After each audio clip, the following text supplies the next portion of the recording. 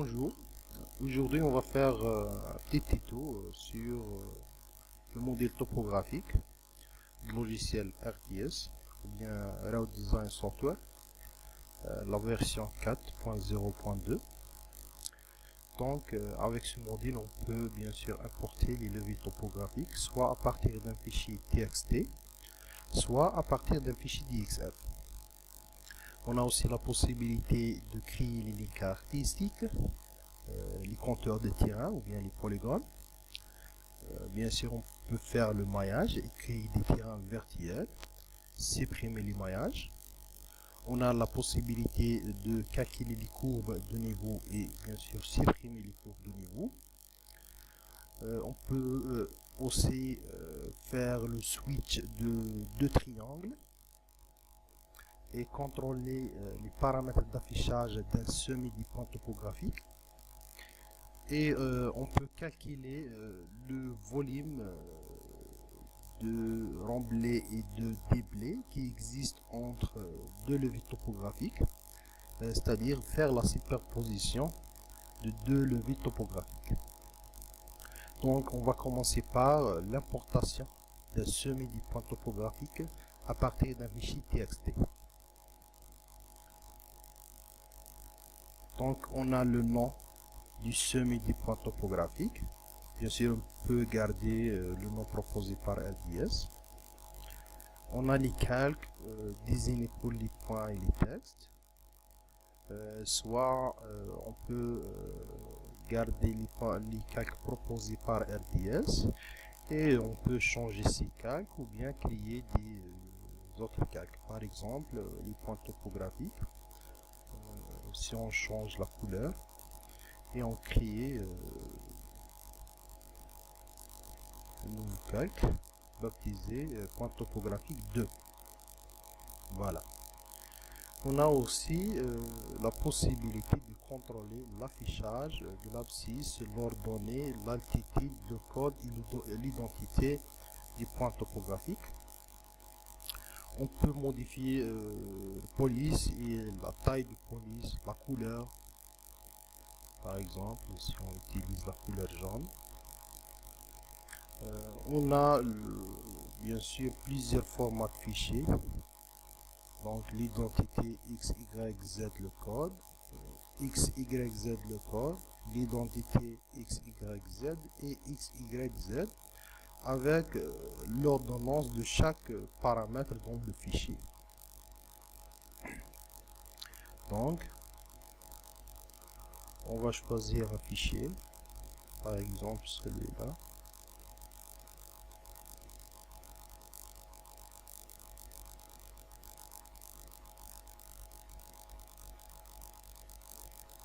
L'idée.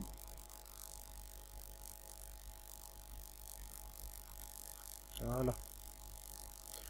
On peut afficher les propriétés de n'importe quel point. Donc on clique avec le bouton droit de la souris pour choisir propriété.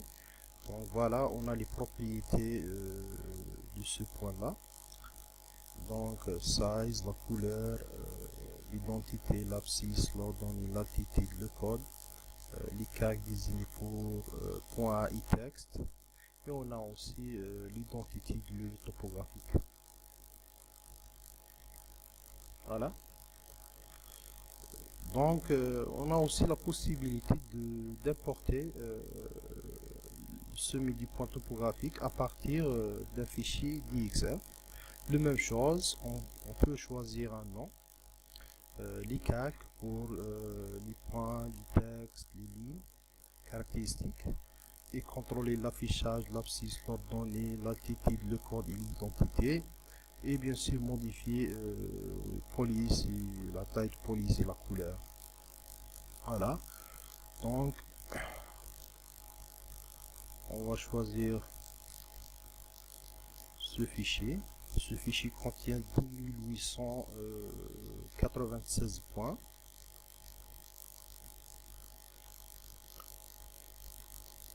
Voilà.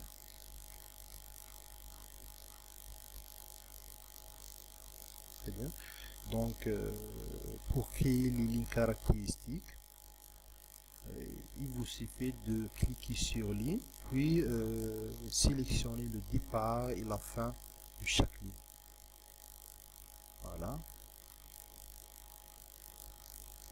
Bien sûr, vous pouvez afficher les caractéristiques de la ligne. Voilà. Très bien. Donc ces lignes sont pliées sur la base du calque choisi. Voilà, si on change par exemple le calque, on peut maintenant créer polygone, ou bien contour de terrain. Voilà, comme ça.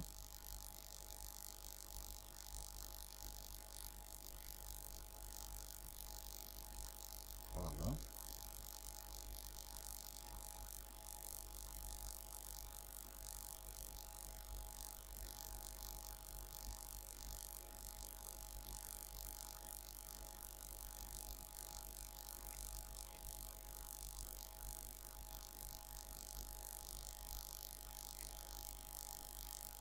Ok. Voilà, on va afficher les propriétés du polygone. Si vous voyez, on a la surface 2D et la surface 3D du polygone.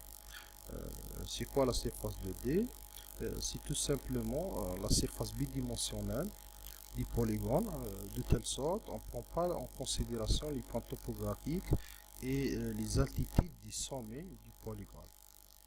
Bien sûr, les points topographiques existent à l'intérieur du polygone. Alors que la surface 3D, dans la surface 3D, on prend en considération les points topographiques qui sont premièrement affichés, deuxièmement existent à l'intérieur du polygone, et on prend en considération les altitudes du sommet du polygone. Par exemple, si on désactive le calque du point topographique, voilà, le texte, et on recalcule la surface 3D, donc on a la surface 3D, c'est 154 249 mètres carrés. Alors que la surface réelle, on affiche du point topographique et on recalcule la surface, alors que la surface c'est 154 683 mètres carrés.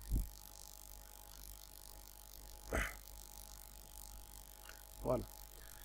Donc pour faire le maillage, clique sur maillage, voilà. Sélectionne les points, les lignes caractéristiques et les polygones. Voilà, donc on a 1310 points, 4 lignes caractéristiques et un polygone. Appuyez sur le bouton triangulé. Voilà. Donc vous voyez que RDS prend en considération les lignes caractéristiques dans le calcul de maillage. Donc on peut bien sûr supprimer tirage vertical. Voilà. On peut recalculer ce terrain. Voilà. Pour les courbes de niveau, appuyez sur calculer, bouton calculer, puis sélectionnez le tirage vertical. Ensuite, il faut donner l'équidistance pour les courbes de niveau principal et l'équidistance pour les courbes secondaires avec le choix des calques. Puis appuyez sur le bouton calculer.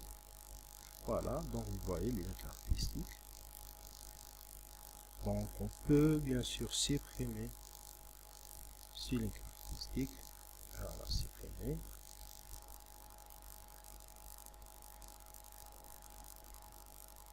Voilà.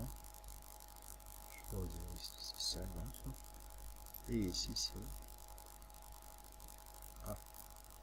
Voilà, calculer. Voilà. Voilà, donc désactive le calque modèle 3D. Et pour faire le switch de deux triangles, cliquez sur maillage, puis sélectionnez les deux triangles concernés. Voilà. Voilà. Donc on peut bien sûr contrôler les paramètres d'affichage du compte topographique. Donc on sélectionne le nom du chemin du point topographique. Par exemple, on va afficher cette fois-là X, Y et Z. Validé.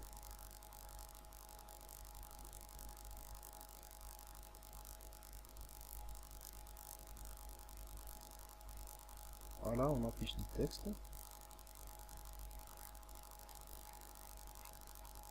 Voilà, donc on a l'identité, l'identité X, Y, Z.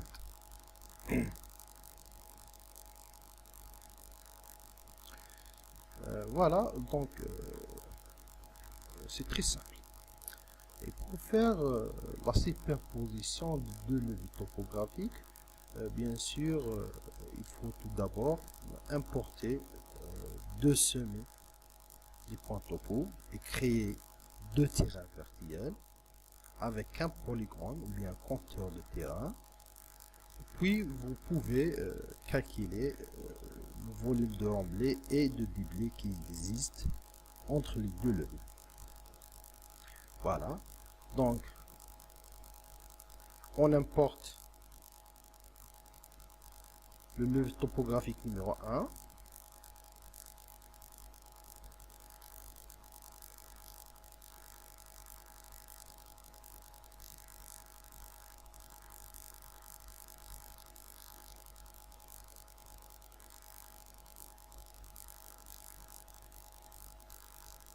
Validé.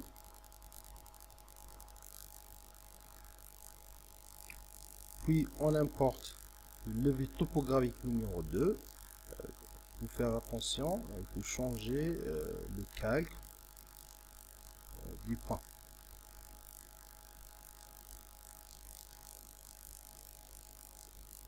Voilà. Okay. Et on va importer le topographique numéro 2. Voilà. Ensuite, il faut créer deux terrains verticels. Donc,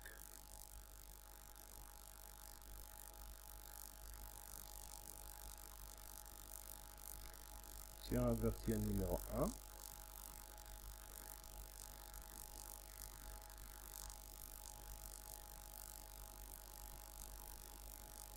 Voilà.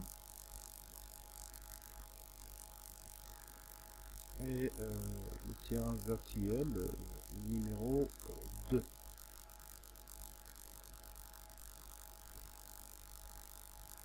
le point topo pour afficher le point topographique levier numéro 1. Ensuite, créer le topo, le terrain vertical numéro 2. Donc, il faut changer le calque d'unité.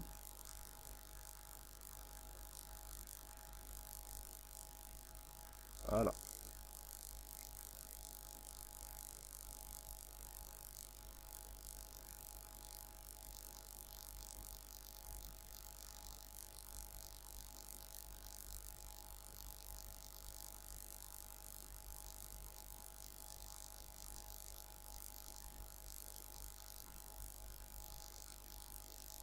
Et voilà. Donc, un petit peu. Très bien. Maintenant, il faut créer le compteur de terrain. Donc, on va afficher le point topographique 2. Voilà. Et sur la base du point topographique 2, on crée le compteur de terrain.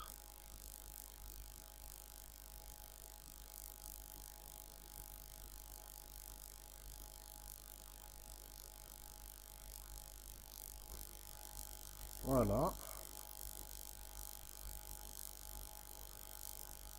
Donc, on va ajouter un polygone, ou bien un contour de terrain, où on va calculer, ou bien on peut calculer la quantité de remblais et de déblais qui existe entre les deux vues topographiques.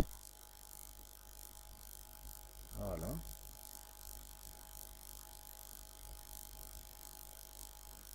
Bien. Voilà.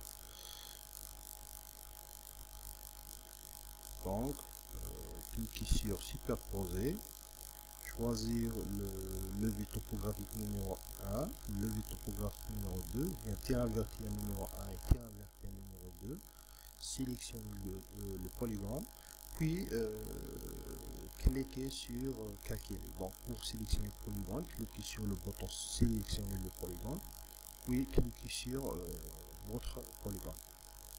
Voilà.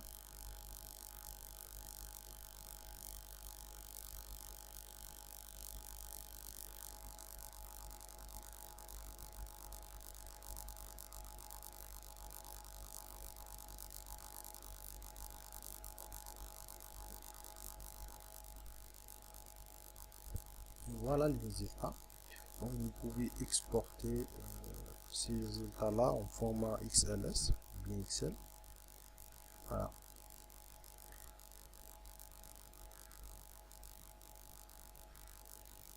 Merci.